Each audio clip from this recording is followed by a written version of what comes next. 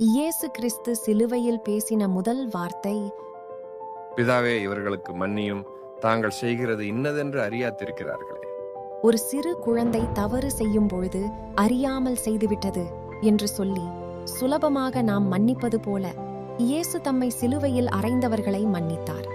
இருளின் சக்திகள் இந்த மனிதர்களுடைய மனக்கண்களை குருடாக்கி இவர்களது இருதயத்தை கடினப்படுத்தி இப்படி ஒரு கொடூரச் செயலை செய்ய ஏவின.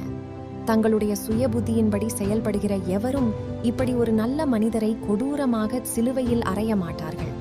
ஆகவேதான் இயேசு இவர்கள் செய்வது என்னவென்று தெரியாமல் செய்துவிட்டார்கள் என்று சொல்லி மன்னிக்கிறார். அது மட்டுமல்லாமல் இந்த சம்பவம் கடவுளுடைய சித்தத்தின்படி நடந்தது என்று வேதம் கூறுகிறது.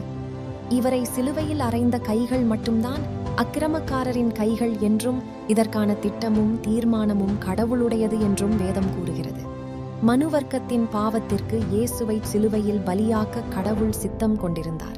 ஆகவேதான் இந்த சம்பவம் நடந்தது.